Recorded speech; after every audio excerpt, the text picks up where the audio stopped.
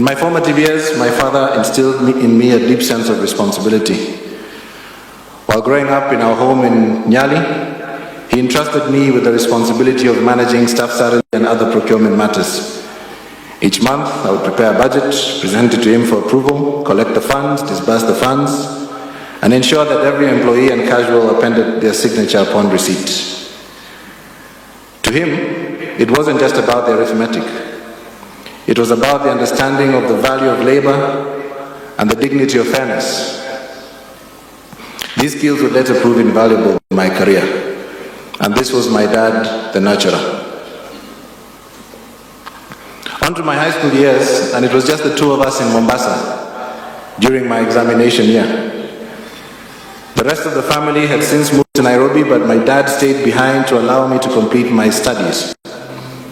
It was a special chapter, and we settled into a routine. Takeout became our staple. We had Mabakio Mondays, Terrific Tuesdays, Tika Wednesday at the golf club in Nyali, and so on. But eventually we agreed that that wasn't sustainable, and so we started to cook together. He would occasionally bring back mudfish following his hearings in South Coast, and I would experiment with every way possible to make it taste palatable.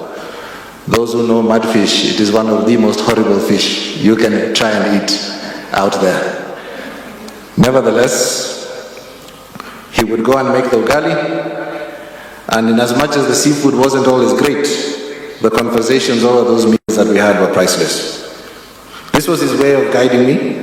It was never forceful, but gentle, trusting, and with room for me to grow into my own choices. That was my dad, the companion. Driving was another bond that we shared. It started in Mombasa, where I often chauffeured him around, and over time I naturally became the designated driver of the family, much to the displeasure of my two older siblings. Together we traveled thousands of kilometers, Mombasa to Nairobi, Kitale, Njoro, the Great Rift Valley and beyond. He was always in the passenger seat, guiding me with his steady voice. Of course, road trips weren't without their hiccups.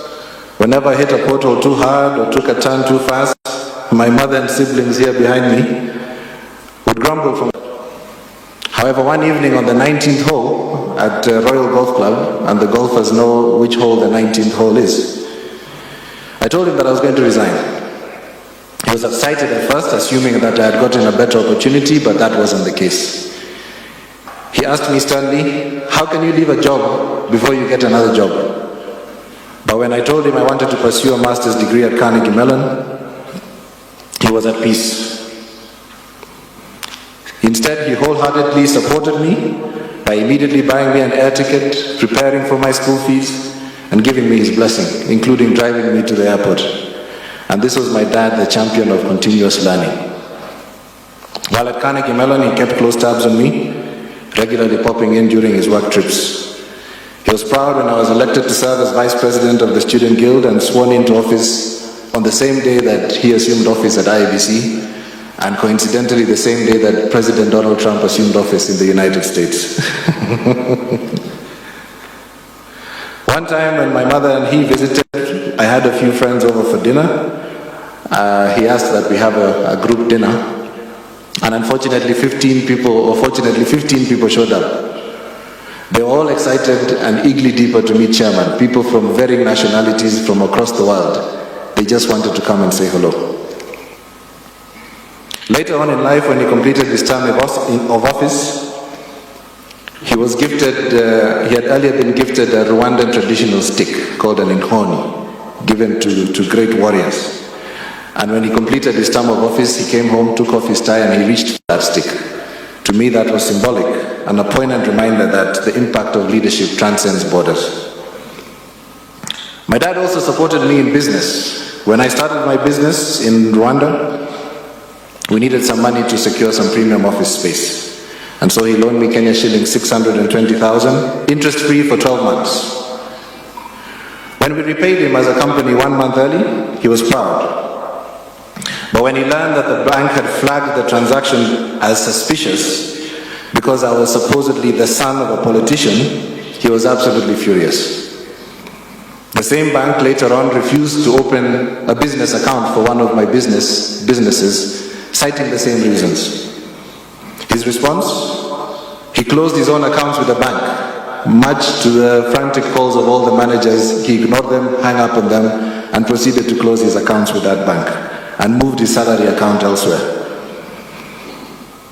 This was my father, principled, protective, and unwilling to let his family be mistreated. You couldn't mess with him. As my life in business grew, I would regularly consult him, and he would regularly challenge me, given that, after all, he had been in private practice for over 30 years, so he knew a thing or two about business. One evening, following another sitting at the 19th hole, he insisted on escorting me home. I obliged, excited to finally get to show my dad my apartment. He entered and I gave him a customary tour. Kamwambia, ona TV mzee, iko pale, ni sawa. Iko sofa set hapa, wacha nikonyeshe fridge, and so on. I was very excited to have him over. And then later on we sat on our balcony, and with my chest proudly out, I said, I've achieved all this because we've got a good client and they're bringing in certain amount every month. He looked at me, smiled, and with this typical quirky smile, he said, only. Hiyo ni kidogo, double it. This confused me. I was expecting a pat on the back. Well done, son. Congratulations on what you have achieved. But here he was challenging me to do more, to be more, and to achieve more. I'm proud I had the opportunity to report back to him that I successfully doubled it as he had initially wished. As time went on, my hard work was recognized and I was invited to CMU to receive an award. This is a prestigious award that only 100 alumni out of 100 have received.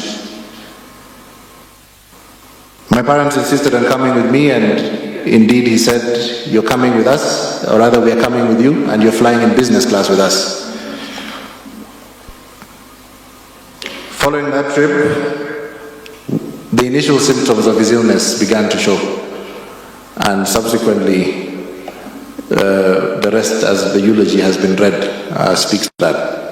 But after his first surgery, his dedication never wavered. I had the privilege of staying with him in months as he recovered. In those months, we took daily walks, brainstormed on talking points, and prepared for his upcoming engagements. One of them was the EIP presentation, which he delivered with much aplomb. And again, it was just the two of us in Germany for about 3 months, just as it was in Mombasa many years back.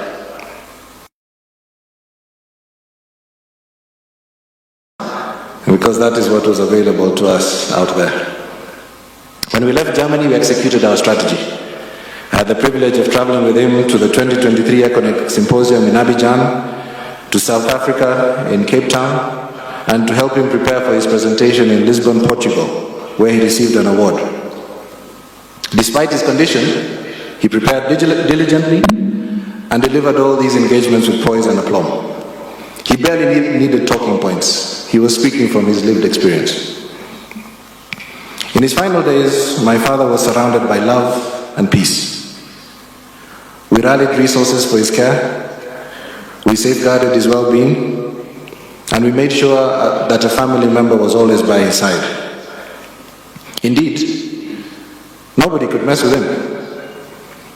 Not in life, not in his final moments. Rest well, Dad.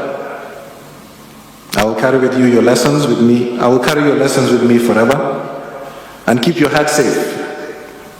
A symbol of the wisdom you wore so effortlessly, the strength you carried with quiet dignity, and the path that you charted for me to follow.